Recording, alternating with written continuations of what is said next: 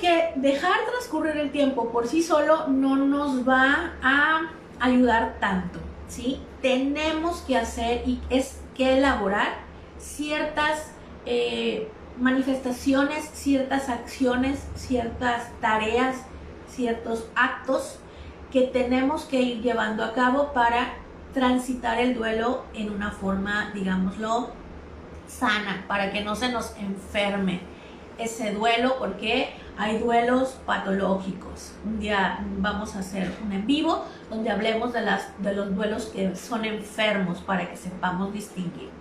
Pero entonces, ¿cuáles son las cosas que yo como doliente en un proceso de pérdida, en un proceso de duelo, tengo que hacer? Sí, a mí me dicen, ayer me preguntó una chica, una niña, una usuaria, me pregunta en sí qué es lo que tengo que hacer.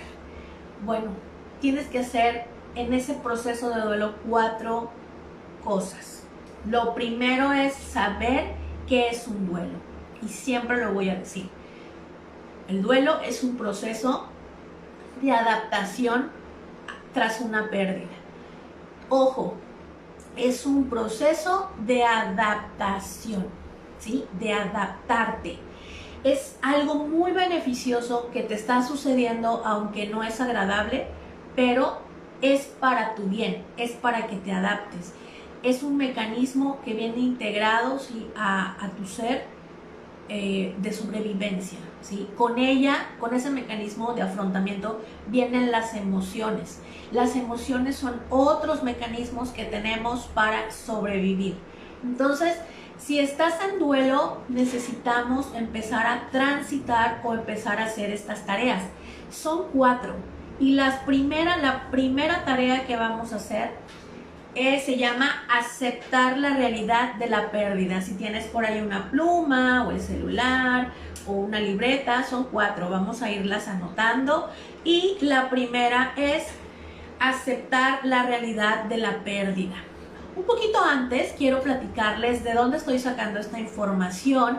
Hay un psicólogo que se llama William Worden, que él está en la Universidad de Massachusetts y es miembro de la Asociación Americana de Psicología y tiene un libro que se llama El tratamiento del duelo. En ese libro vienen estas 4 etapas o 4 tareas del duelo. La primera, ya tienen la libretita, ¿ok? Aceptar la realidad. Número 1, aceptar la realidad de la pérdida.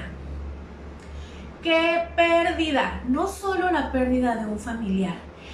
Ayer hablaba con una prima y me decía, oye, es que los duelos están en todos lados de nuestra vida y a cada rato. Si todo el tiempo estamos perdiendo, Paula, me dice, ¿no?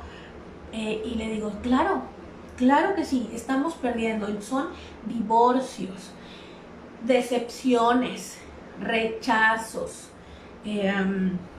lo que hemos vivido de pequeños, pérdidas de miembros de nuestro cuerpo, pérdidas de facultades. No solo es cuando alguien fallece. Entonces, por eso son muy importantes estos temas y que nos estemos educando en la tanatología. ¿Sí? Hay ahora un boom en la educación de la tanatología. Va a haber personas que se van a especializar en educar a la sociedad con estos temas. Entonces, identificando la pérdida, aceptar la realidad de mi pérdida es la tarea número 1. Pero primero, ¿qué pérdida? ¿Sí? ¿Qué pérdida tengo? Por ejemplo, cuando hay una infidelidad, cuando estás sufriendo tú una infidelidad, estás perdiendo y mucho confianza en aquella persona. Probablemente pierdas la relación o probablemente se tenga que reestructurar y tenga que haber un cambio. Cuando te diagnostican una enfermedad, sí, aunque no sea terminal, aunque no sea de vida o muerte, si es una enfermedad crónica o es un dolor crónico, es una pérdida y te genera todo este proceso de duelo, ¿sí? Buenos días a todos los que se están conectando. Buenos días, Betty, Magda, Manuel, buenos días.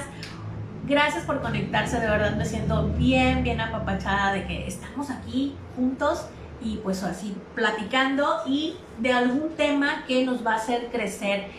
Si tienen hijos, si no, aunque no hayan tenido una pérdida fuerte, si tienen hijos, ustedes como papás tienen que empezar a educar. Si son maestros, ustedes tienen que tener estas capacitaciones o estos temas, pero bien al hilo. Entonces, bienvenidos. Estamos con la primera tarea del duelo, que es aceptar la realidad de la pérdida. Puede ser un divorcio, puede ser la pérdida de salud, puede ser la pérdida de una mascota, puede ser un diagnóstico de una enfermedad crónica, degenerativa, puede ser que se metieron a robar a nuestra casa y perdimos la seguridad, perdimos aparte de lo que nos robaron. Cuando hay una infidelidad, cuando hay un engaño, cuando hay toda esta parte, todas son pérdidas, ¿sí? Y se desata este proceso de duelo. Yo no puedo empezar a aceptar la realidad de mi pérdida si no sé lo que estoy perdiendo, ¿sí? Si no sé que estoy en una pérdida, ¿sí? Cuando se van los hijos a estudiar, cuando se casan, cuando viene la menopausia, cuando viene la premenopausia, cuando nos peleamos con un buen amigo. Ojo, adolescentes, quienes tengan adolescentes. Cuando un adolescente pierde un amigo, ya sea porque se va lejos, porque le deja de hablar o simplemente porque ya no hay comunicación, es un duelo muy importante y es un duelo muy, muy complicado para ese joven. Así que no lo minimicemos. Pero bueno, entonces, aceptar la realidad de la pérdida es la tarea, es una de las primeras tareas. ¿Qué pasa cuando tenemos que hacer esta tarea, aceptar la realidad? Bueno, va a pasar de repente, muy comúnmente, que la negamos. Negamos la pérdida. Negamos, si nuestro cerebro empieza a resistir un poquito y dice, espérate tantito, no estamos preparados para esto que está pasando, déjame, empiezo a adaptar y avienta un mecanismo, ¿sí? De, digamos así, un mecanismo de afrontamiento, ¿sí?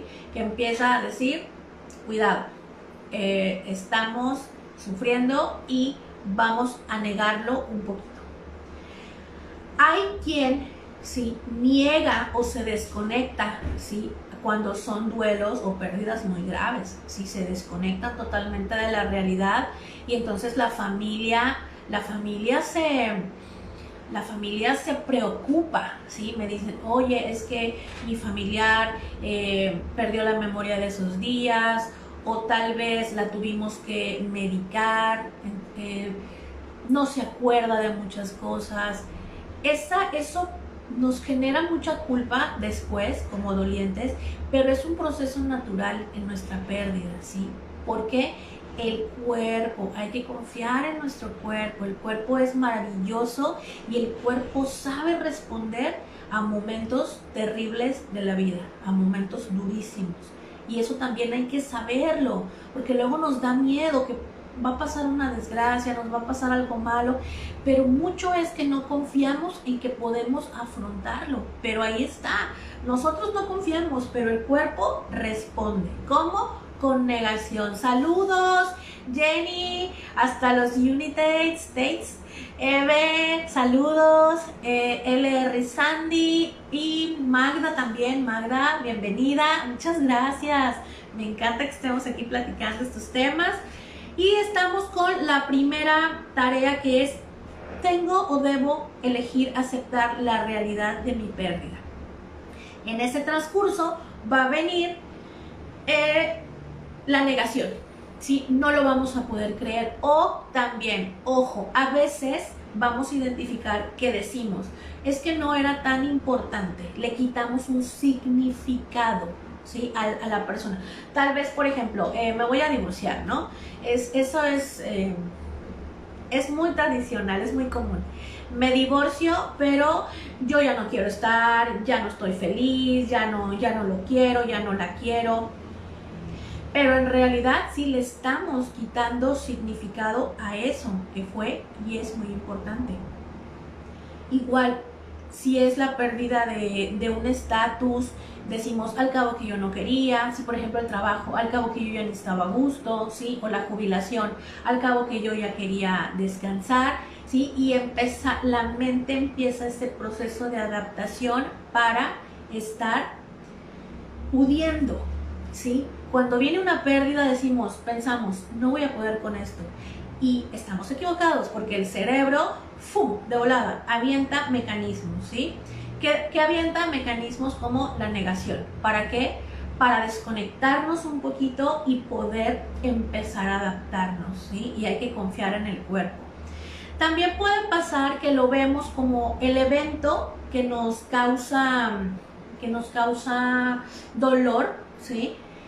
Lo vemos como algo que se puede revertir, ¿sí? Eso también. Puede ser que cuando nos diagnostican una enfermedad, por ejemplo, no sé, la diabetes, que es algo muy común, y por ejemplo, a mí me sucede de repente. ¿Por qué? Pues porque la diabetes es una enfermedad, ¿no? Es una situación de salud, ya no hay que decir enfermedad, es una situación de salud que está en mi familia. Entonces, por ejemplo, la diabetes, te la diagnostican y muy probablemente empiezas a decir, bueno, tal vez, pero si empiezo a hacer ejercicio, y si empiezo a comer sano, y si empiezo a, no sé, a hacer 1000 cosas y me cuido, ya no voy a tener diabetes. No, ¿sí? Realmente cuando ya hay un buen diagnóstico, amigos, no se diagnostiquen solos, tiene que haber un diagnóstico, unos estudios. A veces el azúcar sube, pero no es porque tengas diabetes y ya andas tomando el medicamento para la diabetes. Entonces no, vayan al doctor, vayan con su doctor y diagnostíquense bien. Pero esto es un ejemplo, pasa, ¿no? Que digo, no, es que yo si me pongo a correr, me pongo a nadar, pues le voy a bajar y ya no voy a tener diabetes. No, ¿sí? Y eso es un pensamiento que está tratando de que te adaptes a esa noticia, a esa nueva condición de salud y a esa palabra o a esa enfermedad, digámoslo así, que nos da mucho miedo, ¿sí? ¿Por qué? Por muchas situaciones que luego platicaremos, que tampoco están tan correctas, ¿ok? Entonces, pues bueno, lo vemos como algo reversible. Vemos en esa etapa del duelo o ese dolor como algo que tal vez pudiéramos negociar o tal vez tuviéramos el poder de echar para atrás esa situación. Eso es lo que tenemos que darnos cuenta y empezar a racionalizarlo. Darnos cuenta que estamos en un proceso de negación, que la negación es positiva para mi duelo, es benéfica. Y en el duelo, recuérdenlo, todo lo que ustedes sabían sobre la vida va a ser totalmente nuevo, totalmente nuevo. Si yo estaba acostumbrada a que siempre salía adelante, a que yo podía, a que yo era fuerte, a que nada me quebraba, en la pérdida o en el duelo, de repente sí vamos a tener que ser distintos, nos tenemos que permitir. Y la familia también se tiene que dar cuenta. Y a esto vamos con la siguiente etapa. ¿Qué hay que hacer para cerrar esto de aceptar la realidad de la pérdida como primera tarea del duelo? Darnos cuenta que está pasando, ver que estamos negando en muchos aspectos esa pérdida y que es benéfico para mí, porque luego me preguntan, ¿estoy mal? No, estás en duelo, no estás mal, estás en duelo y eso es natural. Y vamos, cuando hagamos ese mecanismo o esa tarea, vamos a empezar, tal vez sin saberlo, a aceptar la realidad cuando nos demos cuenta. ¿Cuándo se tiene que hacer? ¿Cuánto se tarda? Oye, Paula, es que yo ya quiero aceptar la realidad. No es que tú quieras, es que cada duelo es único e individual. Único e individual, ¿sí?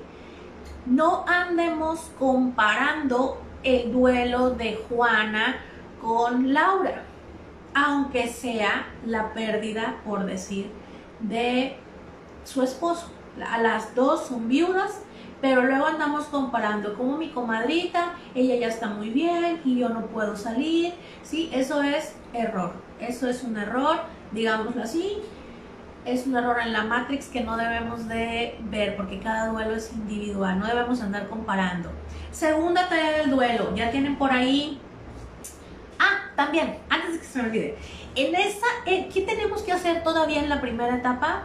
Los rituales del duelo. ¿Qué son los rituales del duelo? Es todo aquello, toda acción que llevamos a cabo con tal de darle un significado. Todos nos damos cuenta, ¿sí? Lo hacemos, pero tal vez no lo tenemos muy presente. Por ejemplo, poner un altar, ¿sí? En el caso de las personas que han fallecido, montar un altar, ponerle una vela, ponerle flores, escribir cartas, el mismo funeral, las misas, los rezos, los cantos, globos, ¿sí? Ahora que fue la pandemia, pues no pudo haber tanta cohesión social y empezamos a buscar otras formas de duelar, y pues una fue soltar globos, escribir cartas, reunirnos por Facebook, en línea. ¿Para qué? Para hacer rezos. Toda esa parte la seguimos haciendo, ¿sí? Y eso nos ayuda a la adaptación. ¿De qué? De aceptar. Los rituales del duelo, pues como les digo, son acciones que llevamos a cabo con un valor simbólico, les damos un significado. Llevar flores al panteón, acompañar la carroza, hacer cada mes la misa, no sé, hay muchísimas. Bueno, todo eso nos va a ayudar. Ponle palomitas si ya lo estás haciendo, lo hiciste, o el familiar que quieres apoyar lo está haciendo, ¿sí? La segunda tarea del duelo, libretita en mano, apúntenle, amigos. Por ahí, Aquatic Luna, saludos a las chicas de Aquatic, a la licenciada Leslie. Por favor, compartan. El tiempo no lo cura todo, tenemos cosas que hacer en ese tiempo. Y los invito otra vez a que compartan, por favor, porque este tema lo debe de saber todo el mundo, ¿sí? Todos tenemos que estar preparados. ¿Se puede preparar para la pérdida? Sí se puede, sí nos podemos preparar. Sería ideal que toda la sociedad, ¿sí? Llevara, por ejemplo, como llevamos matemáticas y como llevamos español, lleváramos tanatología, prepararnos, aprendiendo a perder, ¿no? Bueno, ya tenemos la libreta, segunda tarea del duelo, trabajar las emociones y el dolor. Apúntenle, trabajar las emociones y el dolor. El dolor puede ser físico, y emocional. De hecho, ojo, ¿sí? Ojo, subráyenlo ahí o escríbanlo con letras muy grandes. El dolor físico viene de un dolor emocional. El dolor físico viene de un dolor emocional. Es decir, el dolor físico viene de una emoción que yo no he identificado o no he trabajado. Ok, también hay un libro sobre eso y yo quiero que se lleven muchas cosas esta mañanita. Este es el libro. Se llama Tú puedes sanar tu vida, y hay otro que se llama, apúntenlo, Tus zonas erróneas. Están en la librería de La Canasta, aquí en Ciudad Valles.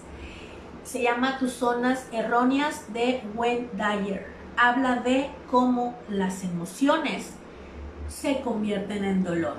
Y es en esta etapa donde vamos a empezar a tener manifestaciones del dolor, como por ejemplo cambios conductuales, cambios de sueño, cambios de humor, lloramos por los rincones, lloramos sin una razón aparente, dejamos de comer, comemos demasiado, no podemos dormir o dormimos demasiado, ¿sí? Todo es emocional, estamos desenfocados, desenfocadas, nuestra mente está en otro lado, ¿sí? Tratando de buscar una explicación, o simplemente se va a otro lado, y es toda esta manifestación del duelo, ¿sí? Del dolor, la tristeza, las lágrimas, la furia, el enojo, la culpa, ¿sí? Todo esto es esa tarea, trabajar mis emociones. Siento culpa, trabaja la culpa, trabájala. ¿Cómo? Platícala, ponte en un plan real de si realmente tú tuviste que ver en esa situación. Y ojo, siempre nos falta información. Vamos a hacer un en vivo de cómo trabajar la culpa, porque la culpa, híjole, a veces arruina los duelos y los hace patológicos, ¿sí? Me gustaría decir algo sobre la culpa. La culpa es algo que ha sido impuesto, ¿sí? Impuesto que no es natural del duelo, es algo que se impone. ¿Por qué? Por lo que nos dice la sociedad o lo que a veces nos dicen familiares. A veces nos dicen, oye, es que tú hubieras hecho esto. Cuidado, familiares, con andar diciendo, tú hubieras hecho esto, hubieras hecho aquello, lo hubiéramos llevado a tal parte, lo hubiéramos... No ayuda, no apoya. Culpar a alguien de una situación que muchas veces no se tiene control, ¿sí? No es una manera adecuada de apoyar en un duelo. Saludos a Angélica Peralta, escritora. Saludos, es mi prima. Muchas gracias, Angie, por estar aquí. Entonces, estamos hablando de la culpa como una emoción o como un sentimiento, ¿ok? El enojo va a venir. Vamos a estar enojados. Vamos a ver quién nos la paga, no quién nos la hace, muy probablemente. Y ojo, cuando nosotros sentimos culpa, el enojo es contra nosotros, ¿sí? Ahí es cuando identificamos que me estoy sintiendo enojada, me estoy sintiendo culpable, y ahí es donde yo debo identificar el enojo, porque el enojo como que se esconde, ¿no? Y realmente se esconde en la culpa que yo siento. Habrá un tema de la culpa. Escríbanme, por favor, escríbanme para que a mí no se me olvide. Escríbanme, Paula, me encantaría que tocaras ese tema de la culpa. Me encantaría que tocaras el tema del enojo, de los duelos patológicos. Ustedes escríbanme y yo lo voy haciendo y me animo. Ok, entonces, en esta etapa, que es la segunda tarea, trabajar las emociones y el dolor, es reconocer cómo yo conozco algo. Yo ya sé cuáles son las emociones, pero las tengo que reconocer. Es decir, voltear de nuevo hacia mí y verlas en mí. Y verla, estoy enojada. Me dicen, ¿cómo se trabaja el enojo? Dilo. No solo avientes cosas, no solo tuerzas los ojos, no solo azotes puertas, ¿sí? Dilo, estoy muy enojada, estoy enojada por esto, estoy enojada por lo otro, siento mucha frustración, a veces nos preguntan, ¿cómo estás? ¿En qué te puedo ayudar? ¿Cómo te sientes? Y lo que decimos nosotros cuando estamos duelando es que estamos bien, estoy bien, está bien, ¿sí? Es lo que decimos. ¿Y saben por qué? ¿Por qué las personas que están en duelo dicen que están bien? Porque no quieren escuchar frases como está en un lugar mejor, ya va a estar mejor, ¿sí? No quieren escuchar este tipo de digamos, frases, ¿sí? Que no apoyan. Entonces, por eso muchas personas, mejor cuando les preguntan ¿cómo están?, ellas dicen que están bien, ¿no? Y bueno, pues bueno, está bien, ¿verdad? Se vale, pero tenemos que saber nosotros, ¿sí?, qué es lo que está pasando. Por eso dice la segunda tarea del duelo, reconocer y trabajar las emociones, ¿ok? Y ya hablé de esas emociones. Hay una emoción que se marca mucho. Saludos, Chavita Flores. Carmen Galván, saludos, muchas gracias. Apóyenme a compartir, por favor. Hay una emoción que viene mucho en el duelo y es la que nos tiene así, sin poder dormir, sin poder accionar. El miedo. Tenemos miedo a que vuelva a pasar o a que le vaya a pasar a otro familiar, o si ya pasó a varios familiares, hemos tenido varias pérdidas una tras otra, pues vivimos con miedo. El miedo nos provoca o es ansiedad. La ansiedad nos provoca depresión. También ahí, por favor, apúntenle, escríbanme si quieren que hablemos de ansiedad y depresión, que son pues estados del duelo, ¿no? Dice por ahí Rosalba Hernández, ¿cómo manejas el enojo? Primero, darte cuenta que estás enojada. 2, ¿por qué estás enojada? ¿Sí? ¿Qué es lo que te causa ese coraje? ¿Qué es lo que te frustra? Y luego, platicarlo, sacarlo. Es muy diferente cuando yo lo sé, yo lo siento y no hay qué hacer con eso y me lo callo. Y me lo callo. ¿Por qué? Porque desde pequeños nos enseñaron que el que se enoja pierde, que el que se enoja o la que se enoja se ve fea o feo, ¿no? Te ves muy feo enojado, le decimos a los niños, ¿sí? O, ay, el que se enoja pierde, eso. Entonces desde ahí tenemos chipeado que el enojo no se vale. Y sí se vale. Ojo, también quienes tengan hijos adolescentes, díganselos. Se vale que te enojes, se vale que te frustres. Lo que no se vale es cómo me lo estás manifestando. Me lo estás manifestando con empujones, con portazos, ¿sí? Claro que es difícil manejarlo. Las emociones, si no estamos educados, ¿sí? En manejar nuestras emociones, en gestionar. Las emociones no se manejan, se gestionan. En gestionar nuestras emociones nos va a costar trabajo. Nos va a costar trabajo reconocer que estoy enojada. Y luego a veces estamos enojadas o enojados con Dios. Ese es otro tema del duelo. Estamos enojados con Dios y culturalmente no se nos permite enojarnos con Dios, ¿sí? Pareciera que está mal, no puedes hacer eso, no te puedes enojar con Dios. Entonces ahí sobre el enojo hay muchos tabús. Repito, ¿cómo lo trabajas? Date cuenta que estás enojada o enojado. 2, date cuenta por qué estás enojado.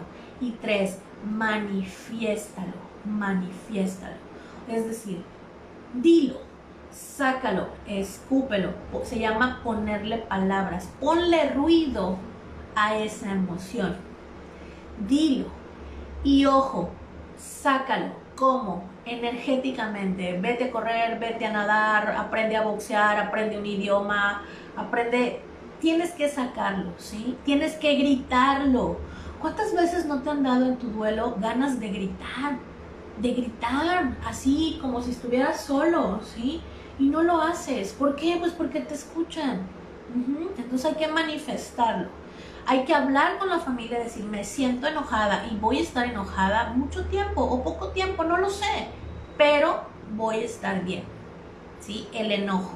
Dice por ahí, Negrito S.A. dice, ¿cómo te liberas de la culpa sin verte vulnerable? Muy bien, ¿cómo te liberas de la culpa sin verte vulnerable? Ok, la culpa, ojo, todo el mundo dice que la culpa no tiene un sentido. Yo, en lo personal, difiero. Pienso que la culpa y todo lo que sentimos tiene un para qué. La culpa muchas veces nos debe de llevar a mi amor propio. A mi amor propio. Me tiene que llevar a darme cuenta que me estoy haciendo daño, ¿sí? Por sentirme culpable. 2. Tengo que manejar el perdón. Hay un Dalai que habla mucho sobre esto y hay una psiquiatra que siempre lo dice, se llama, y no me van a dejar mentir, se llama Marianne Estapé Rojas. Y hay un Dalai, tipo Dalai Lama, no me acuerdo cómo se llama, ahorita lo checo, que hablan de que todo al final nos tiene que llevar al perdón. 1. Perdonarte si tú fuiste en algún punto responsable de aquello que sucedió. La culpa te tiene que llevar a algo positivo, que es que el perdón. Estamos acostumbrados a perdonar a los demás, a todo el mundo, ¿sí? Les pasamos situaciones y cosas y bueno, apechugamos, dijo mi abuelita. Pero no estamos acostumbrados a tomar responsabilidad de lo que hicimos, reconocerlo, reconocer el enojo, acuérdense, la culpa puede ser enojo, y a perdonarme. La persona a la que más nos va a costar trabajo perdonar es a nosotros mismos. Y la culpa, si tuviera que tener un sentido, es que te perdones, que te empieces a amar, ¿sí? Que dejes de darte cocolazos cada que tú estás pensando, tengo culpa, yo fui culpable, yo hice esto, se me fueron las cabras al monte. Cada que tú estás pensando eso, te estás dando un trancazo, bueno, no sé si se valga decir trancazo, ¿sí? Una tranca aquí emocional, porque estás acostumbrado al castigo, estamos acostumbrados al castigo. Si hacíamos algo mal, nos castigábamos, y ese es muchas veces el dolor físico es culpa. ¿Sí? El dolor físico es culpa, nos estamos culpando. ¿Por qué? Porque estamos acostumbrados al castigo. Y ojo, cuando pierdes a alguien muy querido, tienes la culpa del sobreviviente. ¿Cómo es posible que yo esté vivo, o yo esté viva, yo esté bien, yo haya sobrevivido y mi ser amado no? ¿Sí? Entonces, tenemos esa culpa. Y eso lo hacemos, tenemos esa culpa y nos castigamos y sentimos dolor.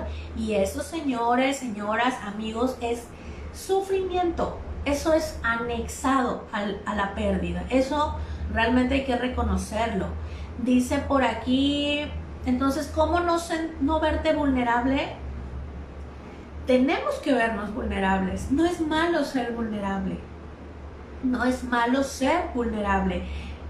Cada que nos enamoramos, cada que le extendemos la mano amiga a alguien, si le abrimos la puerta de nuestra casa a alguien, estamos siendo vulnerables, ¿sí? Cada vez en la vida, ser vulnerable es parte de ser fuerte, ¿sí? Es parte. También hay otro tema que es sobre la fortaleza, que realmente es ser fuerte. Dice por aquí César Bastián, saludos César, a mí mi abuela me enseñó que los duelos había que pasarlos en privado, no llorar en público y esas cosas. ¿Qué opinas?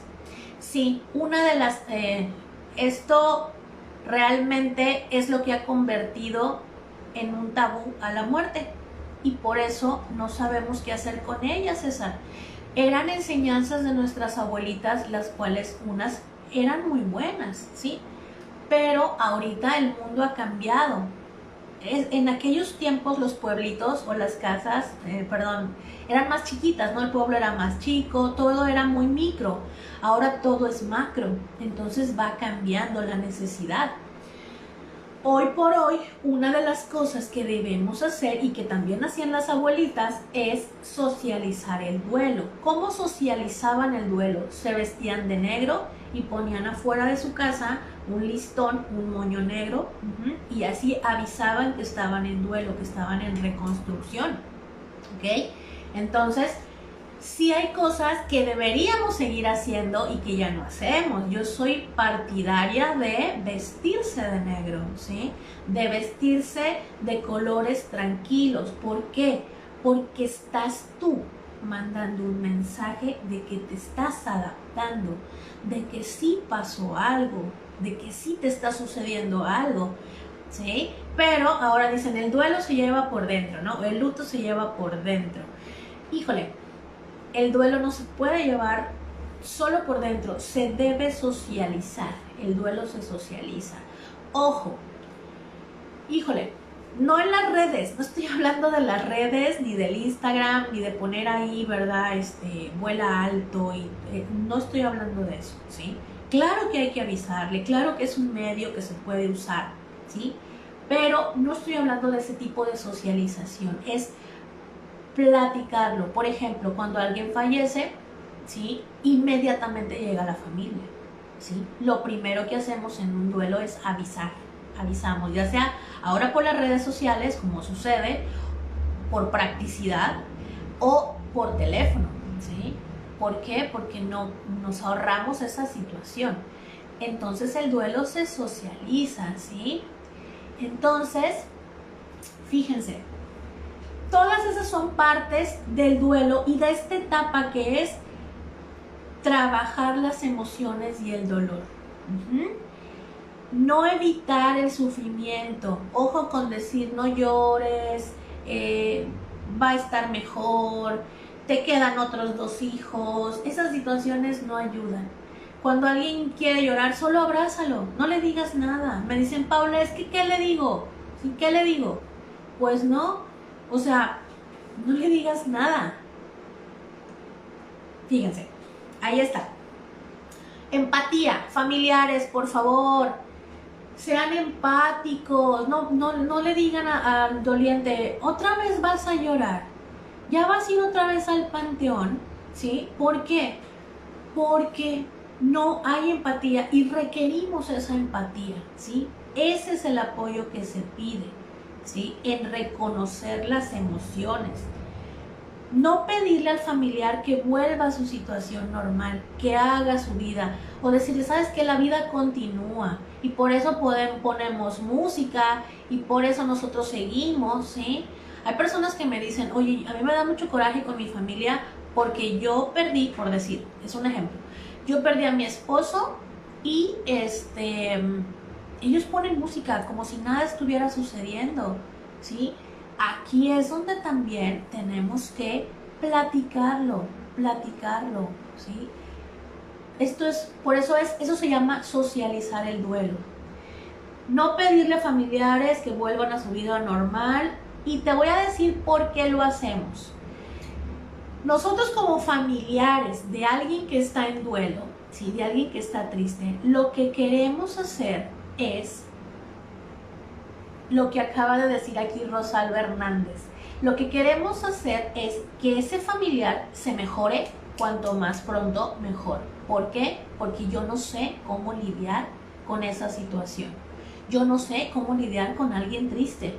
Yo no sé cómo lidiar con alguien enojado. Yo no sé. Y entonces a mí me urge que mi familiar que está en duelo y tristeza salga rapidísimo, ¿sí? Y por eso le decimos, ya vas a estar mejor, ya mira, no lo dejas ir. Otra frase que dicen, no lo dejas ir, ya deja de llorar, no lo dejas ir, ¿sí? ¿Qué les digo? ¿A qué les suena? A que ya me urge que tú estés bien otra vez, porque yo no puedo lidiar con esto, aunque yo te quiera mucho, aunque yo sea tu familiar, no puedo lidiar con esto. No me gusta verte triste, no me gusta verte ahí tirada, no me gusta verte enojada. Y eso tiene mucho que ver conmigo como familiar, no con el duelo de la persona que está ahí.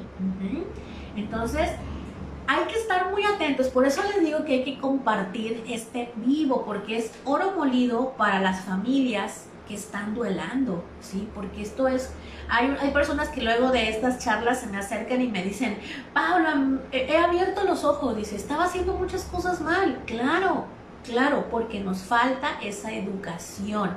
Esto es educación, ¿sí? Educación ante la muerte, y podemos prepararnos y podemos salir más airosos y avantes de estas situaciones que, ojo, amigos, van a suceder. Todos en algún momento vamos a enfrentarnos al miedo, al dolor, a la tristeza y a estas pérdidas que tenemos que saber. La información es poder, ¿sí? Y entonces me quedo con esto en esta segunda tarea del duelo. Respecto a trabajar emociones y a permitir el dolor, no trates de evitar el dolor de tu familiar, y tú no trates de no sufrir. Súfrelo, nadie quiere sufrir, nadie quiere que le duela, pero viene, asúmelo. El dolor es el precio del amor, ese sentimiento que tú hoy estás sintiendo, ¿sí? ¿Por qué? Porque hay dolor, porque perdiste a alguien muy significativo para ti. Es el precio de haberlo tenido en tu vida. Habías escuchado, dijo César Bastián, ¿verdad? Que es mi primo también. Dijo, bueno, las abuelitas, ¿verdad? Las abuelitas tienen muchas cosas muy, que son muy sabias, ¿no? Decían, todo tiene un precio en esta vida, ¿sí? Y haber tenido a este familiar, ¿sí? Haber tenido a este ser en nuestra vida que hoy nos está doliendo, es el precio del amor, es el precio de haberlo conocido. Y el dolor se abraza, el dolor no se niega, el dolor se abraza. Y se dice, Sí, me duele. Alguien me dijo ayer, duele, Paula. Sí, duele. Y duele mucho. Y te va a doler mucho tiempo. Y se vale. Y permítetelo. Porque vale toda la pena del mundo. ¿Por qué? Porque es el precio. Y abrázalo. Abrázalo. No lo resistas. ¿Ok? Y los familiares, lo que sí tenemos que hacer los familiares es cuidar que no se hagan daño las personas, como consumiendo alcohol, por ejemplo, o consumiendo drogas, o consumiendo muchas pastillas o muchos medicamentos. Entonces vamos con la tercera tarea del duelo. ¿Qué es lo que yo tengo que hacer? Porque estoy duelando, ¿sí? 3, apúntenlo en su libreta. Adaptarse a un medio en el que el ausente ya no está. Perdón, adaptarse a un medio en el que mi ser amado está ausente. O mi ser amado ya no está. Hay que hacer actividades, hay que visitar lugares, hay que conocer personas. Nos pasa mucho, nos pasa demasiado que, por ejemplo, vienen los cumpleaños, vienen los aniversarios, vienen las navidades, los años nuevos, los 10 de mayo, el día de su cumpleaños, ¿sí? Y no sabemos qué hacer con estas fechas y les tenemos mucho miedo. ¿Qué hay que hacer? Adaptarte, vívelo, organiza una fiesta o una reunión, tal vez no una fiesta, pero una reunión, asiste. Por ejemplo, ahora en Navidad, en Año Nuevo, pues tuvo que ser, ¿no? Tuvo que ser que estuvimos en esas reuniones o en esas celebraciones. Eso es lo que hay que hacer. A veces la ciudad o tu casa te recuerda todo de esa persona, todo, ¿sí? Y ¿qué hay que hacer? Hacerlo sin culpa. Si tú te ibas a comer unas gorditas bien deliciosas a donde te guste ir a almorzar, que a mí me gusta ir a Antojitos Gaby. Ajá. Si tú te quieres ir ahí, a ese lugar, pero ya no quieres ir porque ya no vas a ir con aquella persona que tú tanto amas, ahí esa es una tarea del duelo que hay que hacer. Tienes o elige regresar y comerte esa gordita, ¿sí? Ese cafecito, ese zacahuil. Aquí hay una comida en la Huasteca Potosina que es el zacahuil, ¿no? Muy rico, muy tradicional. Comerte eso otra vez, pero no pensando con culpa, sino celebrando o haciendo honor a que tú estás en ese lugar y que vas a visitar esos lugares y que vas a disfrutarlo por 2 personas, ¿sí? Esa es una tarea, te tienes que adaptar. El que no se adapta no sobrevive. El que no se adapta no sobrevive. Ajá. Hay que adaptarse, ¿sí? Hay que negociar, hay que visitar lugares, hay que conocer personas sin que nos dé culpa. Hay algo muy bonito que hay que empezar a hacer. Conocer personas y tomarles afecto. Que sean, yo ser capaz de dar amor, yo ser capaz de volver, ¿sí?, a dar ese amor que yo ya no puedo dar de este lado, pero lo que lo puedo dar a otra persona, ¿sí? Entonces hay que adaptarse a un medio en el que mi ser amado está ausente, al menos en forma física. Y la cuarta tarea, que es, apúntenla por favor, es recolocar emocionalmente al ser amado. Apúntenla de nuevo, recolocar emocionalmente al ser amado. Mientras tanto, les pido que por favor compartan y les mando saludos a Gali Siller. Gali, ya vi que estás estudiando tanatología, me da mucho gusto. Brenda Maldonado, saludos y un fuerte abrazo. Brendita, saludos, un abrazo muy fuerte hasta donde te encuentres. Saludos a toda la familia. Y Gali, a ver qué día vienes a platicar aquí conmigo de un tema que te interesa de tanatología, estaría muy padre. Bueno, nos vamos ya con la cuarta y última tarea de este señor que les platiqué, que tiene un libro que se llama, el libro se llama Tratamiento del Duelo y el señor psicólogo se llama William Worden, ¿ok? ¿Ok? Y él nos dice que la cuarta tarea del duelo es una tarea bien bonita. Es recolocar emocionalmente al fallecido. Muchas personas me dicen, oye, yo no voy al tanatólogo porque me da miedo que voy a olvidar a mi ser amado, ¿sí? Y eso jamás puede ser. Yo jamás, o ningún tanatólogo te va a decir que olvides a tu ser amado. Más bien te va a apoyar a que recoloques emocionalmente a tu ser amado. ¿Qué quiere decir? Nuestro ser amado disfrutaba o estaba en un lugar, ¿sí?, donde tenía ciertas funciones.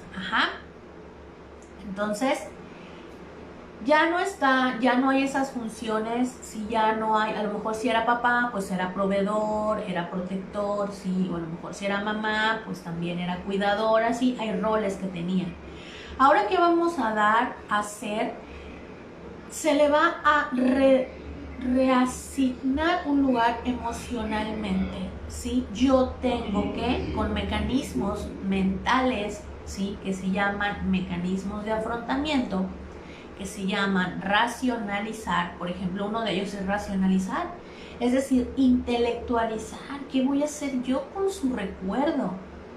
¿Sí? Ya después de que llevé a cabo las otras tareas, las otras tres, ¿en dónde lo voy a poner? En las otras tareas yo me sentía sin dirección, sin rumbo, cuestioné a Dios, cuestioné la vida, cuestioné mis creencias, mi educación. Fue un cuestionamiento constante, acuérdense, las preguntas del duelo, ¿no? ¿Por qué a mí? ¿Por qué a él? ¿Por qué a nosotros? ¿Por qué así? Sí, son preguntas del duelo. Pero aquí, esa tarea ya la resolvimos, ¿sí? Y aquí lo que hay que hacer es recolocar emocionalmente. Ahora, ¿dónde voy a estar o dónde va a estar mi familiar? Y empezar a vivir así. Es un lugar en el que se le permita ser recordado sin dolor y sin renunciar a esa persona amada, y entablar una relación de afecto sin límite, ¿sí?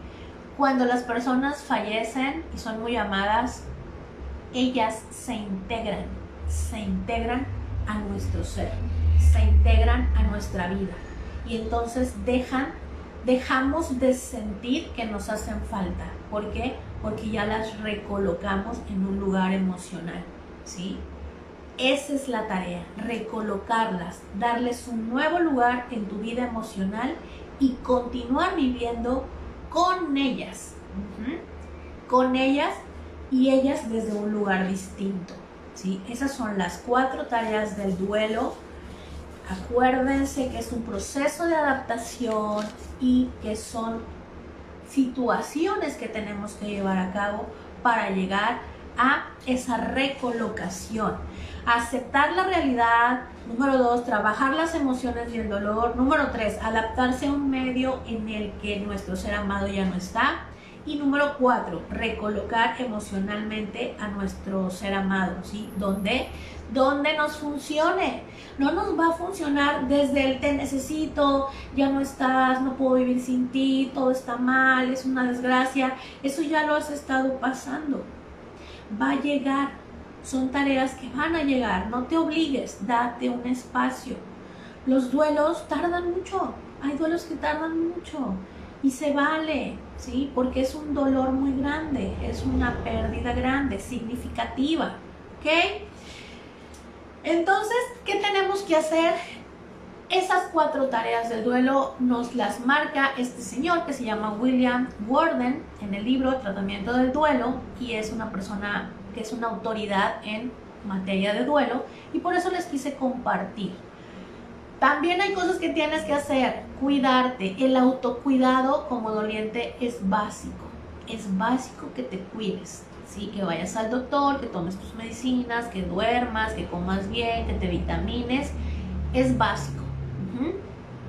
Y bueno, pues ya vimos que el tiempo no lo cura todo, que hay que hacer muchas cosas que son dolorosas y que nos cuestan mucho trabajo, pero hay que hacerlas. ¿Por qué? Porque vale la pena hacerlas y continuar con esta vida, ¿sí? Ahora con ellos de una manera distinta. Yo soy, bueno, mi nombre es Paula Peralta. Les agradezco muchísimo, muchísimo que me hayan acompañado durante más de una hora, ¿sí? Y he estado muy atentos y sobre todo que me apoyen a compartir, ¿sí? Que me dejen sus comentarios. Y termino con esta frase del señor Carl Jung que me encanta, que es: no soy lo que me sucede, ¿sí? Sino lo que elijo ser. ¿Sí? No soy lo que me sucedió, sino lo que elijo ser. Entonces, ¿qué vas a elegir ser después de haber conocido a tu ser amado? Te mando un abrazo muy cariñoso. Y dice por ahí Rosy: ojalá todas las personas tomaran un curso de tanatología, porque en lugar de ayudarnos molestan y uno hay que educarlas. Exactamente. Después el doliente, el que se supone que tenemos que apapachar, ¿no? O confortar, es el que nos anda confortando a nosotros, porque no sabemos qué decir. Tienen mucha razón todos a estudiar tanatología. Hay muchos libros, hay muchos videos en muchos canales, muchos cursos, diplomados. Háganlo, por favor. Angélica Rodríguez, saludos, amiga, abrazos, y nos vemos, si Dios quiere, a ver si nos podemos ver el próximo miércoles o martes. Este viernes tengo a Carmen Vera de invitada, no se lo pierdan. Vamos a estar, creo que a las 11 de la mañana. No se lo pierdan. Hasta luego. Gracias. Bye.